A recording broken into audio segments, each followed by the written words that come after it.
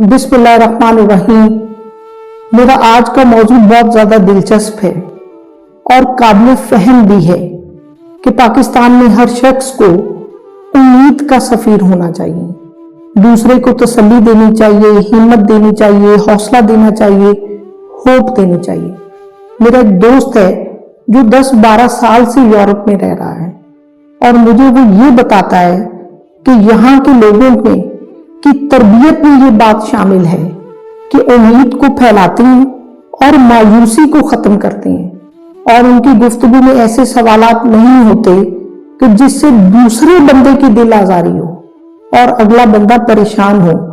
जबकि पाकिस्तानी कल्चर में ऐसे सवालात पूछे जाते हैं कि आपकी शादी क्यों नहीं हुई, और अगर किसी जोड़े की शादी हो जाती है तो ये पूछा जाता है कि आपके बच्चे हुए हैं कि नहीं हुए।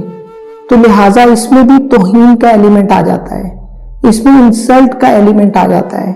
इस माशरे में ये पूछा जाता है कि आपके पास बाइक है, गाड़ी कब ले रहे हैं, आप किराए के घर में रह रहे हैं, अपना घर कब बना रहे हैं। तो इसमें तंज का एलिमेंट आ जाता है। ये अल्लाह रब्बुल इज्जत की तकसीम है। अल्लाह किसी को बहुत पहले दे देता है, किसी को देर से देता है। इंसान के इख्तियार में कुछ नहीं है।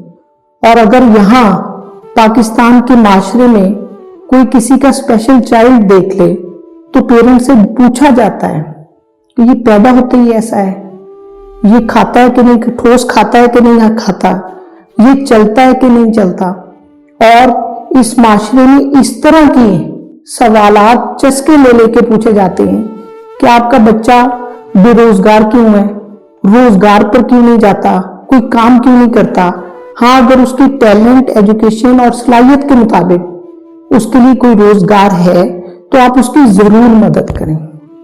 ये वो खराफात हैं जो गुलामी की बाकियात का हिस्सा है और हमारे माशरे में पाई जाती हैं। लिहाजा दूसरों की हौसला शिकनी मत करें, दूसरों की तजलील, दूसरों की तौहीन और दूसरों का तमस्खुर मत उड़ाएं। अल्लाह रब्बुल इज्जत आपको बहुत ज्यादा तरक्कियां देगा अगर आप किसी का दिल जोड़ेंगे। कोई भी शख्स जो हिम्मत देता है, हौसला देता है, एतमाद देता है, लोग उससे दोस्ती करना पसंद करते हैं, उसके पास बैठना पसंद करते हैं।